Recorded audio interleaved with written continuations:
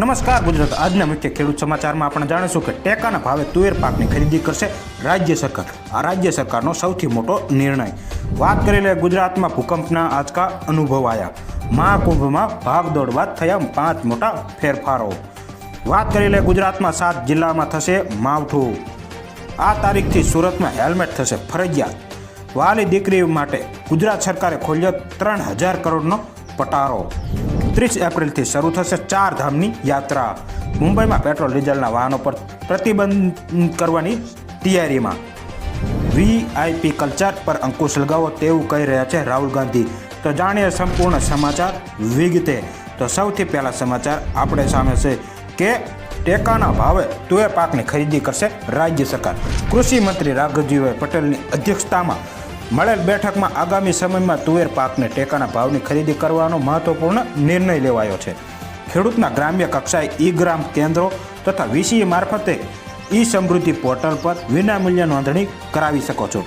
કૃષિ મંત્રી રાઘવજીભાઈ પટેલે ખાતરી આપી છે કે ખેડૂતો પાસેથી તુવેર પાકની પૂરતા પ્રમાણમાં ખરીદી કરવામાં આવશે અને ટેકાના ભાવે તુવેર પાકનું વેચાણ કરવા અથવા ખેડૂતોને આગામી તારીખ 3થી 20 ફેબ્રુઆરી સુધી ઈ સમૃદ્ધિ પોર્ટલ ઉપર નોંધણી કરાવી શકશે.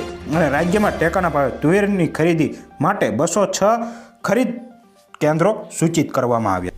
હવે વાત કરી લઈએ ગુજરાતના ભૂકંપના આંચકા નોંધાયાની. તો કચ્છમાં ભચાઉ નજીક ભૂકંપના આંચકા 3.0ની તીવ્રતાનો આંચકો અનુભવાયો છે. વહેલી સવારે 3:13 વાગ્યે આંચકો અનુભવાયો. ભૂકંપનું કેન્દ્રબિંદુ ભચાઉથી 19 કિલોમીટર દૂર એટલે કે તાલાલા શહેર અને આસપાસના વિસ્તારોમાં ભૂકંપનો આંચકો નોંધાયો છે. અને 11:04 અનુભવાયો ભૂકંપનો બીજો આંચકો જે 2ની તીવ્રતાનો હતો. અને આ ભૂકંપનું કેન્દ્રબિંદુ તાલાલાથી 6 કિલોમીટર ઈસ્ટ નોર્થ નોંધાયું છે. હવે વાત કરી લે કુંભ મેળામાં ભાગદોડ બાદ 5 મોટા ફેરફારની. તો 29 જાન્યુઆરી મોડી રાત્રે પ્રયાગરાજના સંગમ નોંધ પર થયેલી નાસભાગમાં 30 લોકોના મૃત્યુ થયા છે. 60 લોકો ઘાયલ થયા છે. એક ગુજરાતી પણ તેમાં જીવ ગુમાવ્યો છે. ત્યારે 30માંથી 25ની મૃતદેહની ઓળખ થઈ ગઈ છે. યુપી સરકારે મૃતકોના પરિવાર માટે 25 લાખ સહાય આપશે અને મહાકુંભમાં ભાગદોડ કેસની તપાસ માટે કમિટીનું ગઠન કરશે અને બપોરે 2 વાગ્યા સુધીમાં 5 કરોડ શ્રદ્ધાળુઓને અમૃત સ્નાન કરાવશે. પ્રયાગરાજમાં મહાકુંભમાં ભાગદોડ બાદ 5 મોટા ફેરફારો. સમગ્ર વિસ્તારને નો વ્હીકલ ઝોન જાહેર કરાયું છે.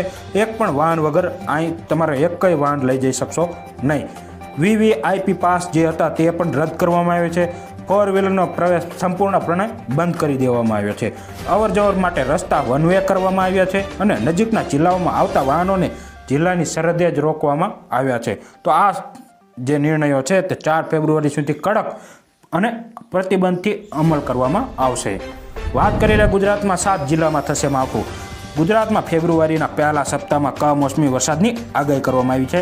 હવામાન વિભાગ દ્વારા અને હવામાન નિષ્ણાતોએ કેટલાક વિસ્તારોમાં માવઠું થાય તેવી આગાહી કરતા તાપના માથે ચિંતાના વાદળો છવાયા છે. 2 થી 3 ફેબ્રુઆરીના રોજ સૌરાષ્ટ્ર, દક્ષિણ ગુજરાત, ઉત્તર ગુજરાત 7 જિલ્લામાં છૂટાછવાયા સ્થળોએ કમોસમી વરસાદની આગાહી કરવામાં આવી છે. 2 ફેબ્રુઆરીના રોજ અમરેલી, ભાવનગર, નવસારી તથા વલસાડમાં આગાહી આપવામાં આવી છે. 3 ફેબ્રુઆરીના રોજ અમરેલી, ભાવનગર, અરવલ્લી, દાહોદ, મહીસાગર વરસાદની આગાહી આપવામાં આવી છે અને છૂટાછવાયા વિસ્તારોમાં સામાન્ય હળવો વરસાદ થવાની આગાહી આપવામાં આવી છે. આ તારીખથી સુરતમાં હેલ્મેટ ફરજિયાત. તો કે સુરત શહેર પોલીસ હેલ્મેટને લઈને સ્પેશિયલ ડ્રાઈવ શરૂ કરશે અને આ ડ્રાઈવ 15 ફેબ્રુઆરી પછી શરૂ કરવામાં આવશે. જે પણ વાહન ચાલક 2 વ્હીલર પર હેલ્મેટ વગર પકડાશે તેની સામે કાયદેસરની કાર્યવાહી કરવામાં આવશે. સાથે સાથે સુરત પોલીસ પણ શહેરીજનોને દંડ આપવા માટે તૈયાર છે. કોઈની પણ ચાલશે નહીં એટલે હેલ્મેટ પહેરીને જ બહાર નીકળવું પડશે. વાલી દીકરી યોજના માટે ગુજરાત સરકારે ખોલ્યો 3000 કરોડ રૂપિયાનો પટારો. વર્ષ 2019થી ગુજરાતમાં વાલી દીકરી યોજના અમલમાં આવી છે. આ યોજના અંતર્ગત અત્યાર સુધીમાં 2.78 લાખથી વધુ દીકરીઓને 3000 કરોડથી વધુની સહાય મંજૂર કરવામાં આવી દીધી છે. સરકાર દીકરીના માતા પિતા વાર્ષિક આવક 2 લાખ રૂપિયા કે તેથી ઓછી છે તેવા નાગરિકોને આ યોજનાનો લાભ મેળવી શકે છે. ગુજરાત રાજ્યની પાત્રતા ધરાવતા દીકરીઓને રૂપિયા 1,10,000ની સહાય 3 હપ્તામાં ચૂકવવામાં આવે છે. 30 એપ્રિલથી શરૂ થશે 4 ધામની યાત્રા. આ વર્ષે 4 ધામની યાત્રાનો શુભારંભ 30 એપ્રિલથી શરૂ થશે. ધાર્મિક પરંપરા અનુસાર અક્ષય તૃતીયાંશના દિવસે ગંગોત્રી ધામ અને યમનોત્રી ધામ કપાટ ખુલવાની સાથે 4 ધામની યાત્રાઓનો પ્રારંભ થાય છે. એ પહેલાં 2 ફેબ્રુઆરી વસંત પંચમી પર બદ્રીનાથ ધામની તથા 26 ફેબ્રુઆરી મહાશિવરાત્રિ પર પંચાંગ ગણના પછી કેદારનાથ ધામની પણ કપાટ ખોલવાની તિથિ જાહેર કરવામાં આવે છે. અને વસંત પંચમીએ મહાશિવરાત્રિ પર બદ્રીનાથ અને કેદારનાથ ધામના કપાટ ખોલવાની તિથિ જાહેર થશે. એટલે તે પછી 30 એપ્રિલ સુધીમાં 4 ધામની યાત્રા શરૂ થશે. મુંબઈમાં પેટ્રોલ અને ડીઝલના વાહનો પર પ્રતિબંધની તૈયારીમાં મહારાષ્ટ્ર સરકારે મુંબઈમાં ડીઝલ અને પેટ્રોલ વાહનો પર પ્રતિબંધ મૂકવાની તૈયારી શરૂ કરી દીધી છે. વધતા પ્રદૂષણ ધ્યાનમાં રાખીને 7 સભ્યોની કમિટી બનાવાઈ છે, જેમાં 3 મહિનામાં રિપોર્ટ આપશે અને નિવૃત્ત IAS અધિકારી સુધીર શ્રીવાસ્તવ કમિટીનું નેતૃત્વ કરશે. કમિટી અભ્યાસ માટે એક્સપર્ટને સામેલ કરી રહી છે. આ પ્રસ્તાવને મુંબઈ સાથે થાણે અને રાયગઢ અને પાલઘર જિલ્લાઓમાં પણ સમાવેશ કરવામાં આવ્યો છે. તો મહારાષ્ટ્ર સરકાર હવે અલર્ટમાં આવી ગઈ છે કે જે આ પ્રદૂષણ ફેલાઈ રહ્યું છે તેને હવે બંધ કરવા પર તે પેટ્રોલ અને ડીઝલના વાહનો છે તે વાહનો પણ પ્રતિબંધ મૂકી શકે છે. વાત કરી લે VIP કલ્ચર પર અંકુશ લગાવો તેવું કહ્યું રાહુલ ગાંધીએ. તો કે મહાકુંભમાં દુર્ઘટના પર રાહુલ ગાંધી એક્સ પર પોસ્ટ કરીને VIP કલ્ચર પર સવાલ ઉઠાવ્યા. તેમણે કહ્યું કે મહાકુંભમાં ભાગદોડના કારણે અનેક લોકોના મોત અને ઘાયલ થવાના સમાચાર દુઃખદ છે.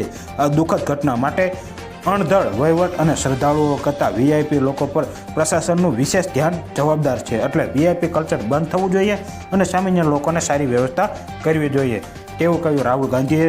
તો આ હતા આજના મુખ્ય સમાચાર.